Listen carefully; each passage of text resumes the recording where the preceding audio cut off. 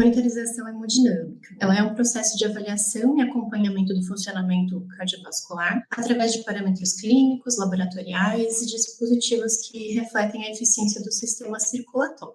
Essa monitorização, ela permite identificar precocemente alterações do sistema cardiovascular, seja hipotensão, choque, falência orgânica, e nos ajuda a guiar as intervenções terapêuticas pertinentes. No final das contas, o que a gente precisa é garantir a perfusão tecidual adequada. Ou seja, que os órgãos e tecidos do corpo estejam recebendo o oxigênio necessário. A relação entre hemodinâmica e perfusão tecidual. A gente sabe que a hemodinâmica, então, é o estudo do movimento do sangue pelo sistema cardiovascular e ela envolve a avaliação de parâmetros como a pressão arterial, a frequência cardíaca e o débito cardíaco. A gente sabe que é a frequência cardíaca vezes o volume sistólico, ou seja, o volume de sangue que o coração bombeia por minuto. Já a perfusão tecidual, ela é o processo pelo qual o sangue chega nos tecidos e órgãos, levando o oxigênio e nutrientes e removendo os resíduos. Ela depende diretamente da hemodinâmica para funcionar adequadamente. E a perfusão tecidual em si é uma avaliação indireta da oxigenação e nutrição dos tecidos. A monitorização hemodinâmica na UTI. Na UTI, a monitorização nos ajuda, a identificar pacientes em risco de choque ou falência orgânica, nos ajuda a guiar as terapias como fluidoterapia, medicamentos vasopressores, inotrópicos e suporte ventilatório, e nos permite monitorar a resposta do paciente a essas intervenções. A avaliação da perfusão tecidual é um dos pilares do cuidado ao paciente crítico, e ela reflete diretamente a capacidade do organismo em manter a oxigenação e nutrição adequada dos tecidos. Em situações de instabilidade hemodinâmica, uma perfusão tecidual inadequada pode levar a disfunções orgânicas irreversíveis e até mesmo a morte. Mas então, quais são os sinais de alerta? Se a hemodinâmica está comprometida, a perfusão tecidual também vai estar.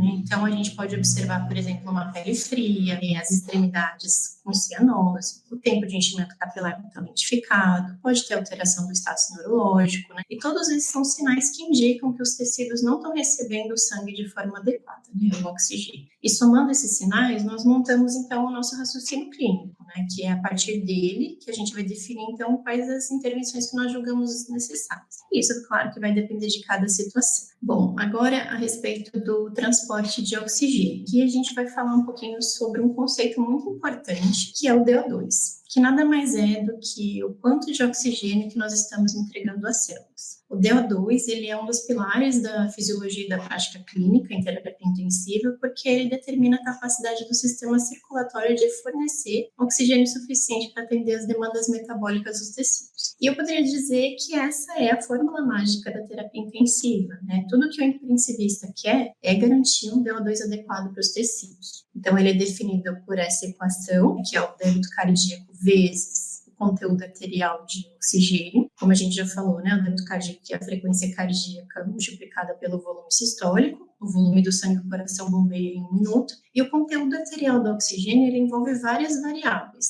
como está descrito aqui nessa forma. Entre as variáveis, a HB, que é o componente mais importante, a saturação arterial, e em menor importância a pressão parcial do oxigênio no sangue arterial, ou seja, que é o oxigênio dissolvido no plasma, que conta, na verdade, com uma fração muito pequena de importância nisso daí, porque ele é multiplicado por 0,003. E, bom, a gente sabe que a oferta adequada de oxigênio é essencial para a homeostase celular, e quando o DO2 cai abaixo de um limite crítico, os tecidos eles não conseguem compensar. E aí existe, então, um desequilíbrio entre a oferta e o consumo de O2, levando à hipóxia celular, aumento da produção de lactato e gerando, então, disfunção orgânica e lá para frente até disfunção mitocondrial. Portanto, as nossas intervenções clínicas, sejam elas, então, transfusão de hemácia, otimização da ventilação, suporte hemodinâmico, o que elas querem realmente é melhorar o DO2, que, consequentemente, a perfusão tecidual. Em situações clínicas como choque, anemia ou hipóxia, o DO2 ele pode estar reduzido,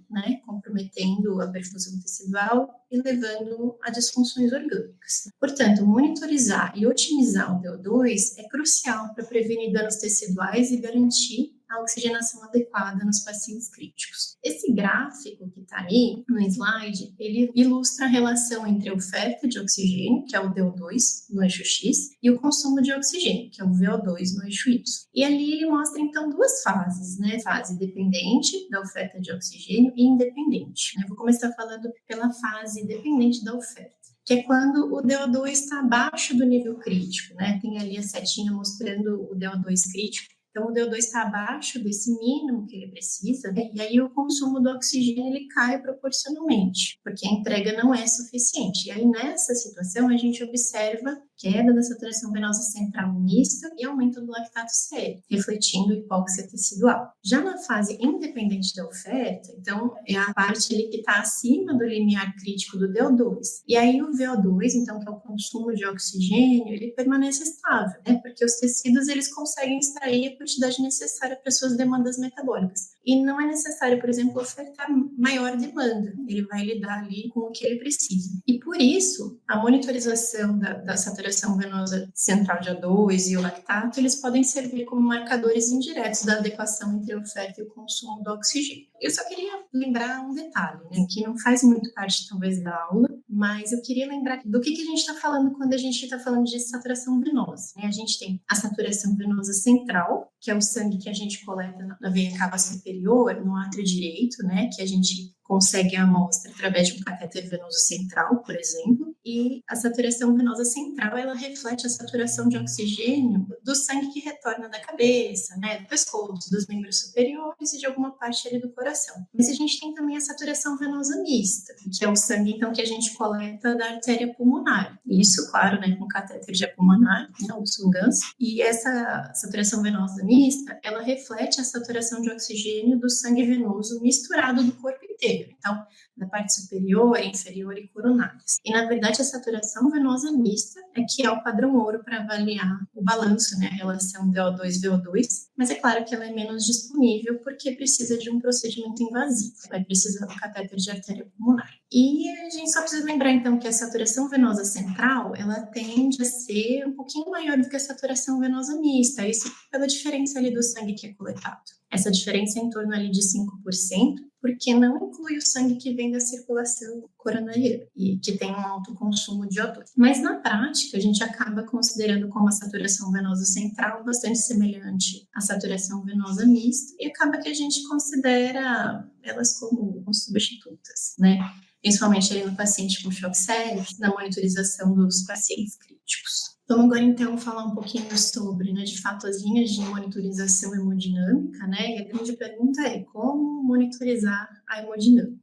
Ela pode ser realizada de diversas maneiras, né, com as mais variadas tecnologias e equipamentos. E é importante dizer que não existe claro, né, uma estratégia de monitorização única comum a todos os pacientes. Os casos, eles variam em complexidade e a gente pode, claro, né, deduzir que os recursos mais básicos, eles são suficientes para os casos mais simples e a gente precisa reservar os recursos mais avançados para as situações mais complexas. A gente precisa considerar, né, que os diferentes métodos, eles envolvem riscos e custos também variados e que as estratégias mais invasivas e caras devem ser reservadas ali para situações em que elas se mostram mais eficientes, né? Então, a gente precisa levar isso em consideração. E, apesar da gente subestimar bastante a acurácia e as possibilidades de uso das técnicas simples da Baraleto, existem boas evidências de que o emprego racional dessa monitorização mais básica, ele precisa ser considerado e precisa ser incorporado de rotina na nossa avaliação. Não existe um consenso universal sobre quais são os métodos básicos, quais são os avançados, né? Mas aqui eu fiz uma diferenciação, né, entre métodos básicos, né, que eles podem, então, ser assimilados rapidamente porque são mais fáceis de entender e de aplicar, envolvem baixo risco, menores custos, e daí vem seu emprego mais generalizado.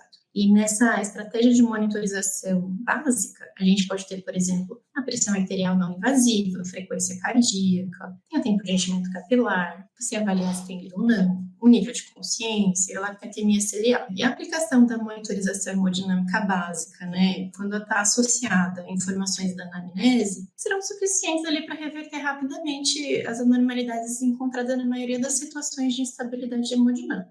Outro grupo, então, que são os métodos avançados, eles envolvem maior tempo de aprendizado, né, o seu emprego não é tão simples ou intuitivo, e desse modo eles são empregados em situações um pouco mais especiais, né? Eles têm muitas vezes custo um pouco mais elevado, eles implicam em maiores riscos para o paciente, né? E geralmente associados ao grau de invasividade. E entre os métodos avançados a gente pode também fazer uma divisão, que eu coloquei aqui como minimamente invasiva, né? E aqui eu estou falando das pressões intravasculares, né? Pressão venosa central, pressão arterial invasiva, saturação venosa central, o gap de CO2, né?